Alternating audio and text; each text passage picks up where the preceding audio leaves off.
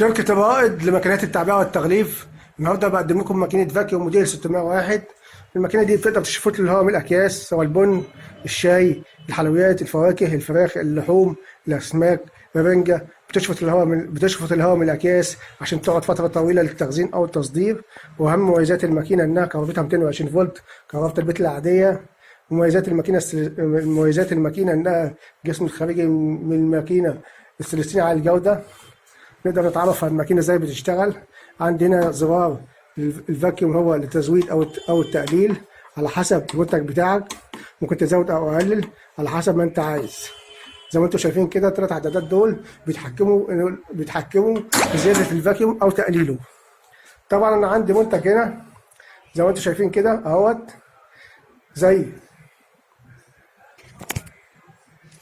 عندي منتج هنا زي السحلب، عايز اشفط الهواء منه. زي ما انتم شايفين كده اهو. زي ما انتم شايفين كده اهو. اقوم حاطط الاكياس على المسطره كده، واقوم دايس. طبعا زي ما انتم شايفين كده اهو. اول حاجه الفاكيوم بيتشفط من الاكياس.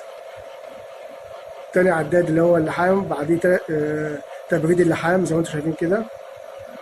ماكينه سهله وبسيطه جدا، مش محتاجه عماله مدربه، لان اي حد عندك يشغلها. باب هيتفتح لوحده زي ما انتم شايفين كده اهو. ادي منتج السحلة، مفيش اي هوا فيه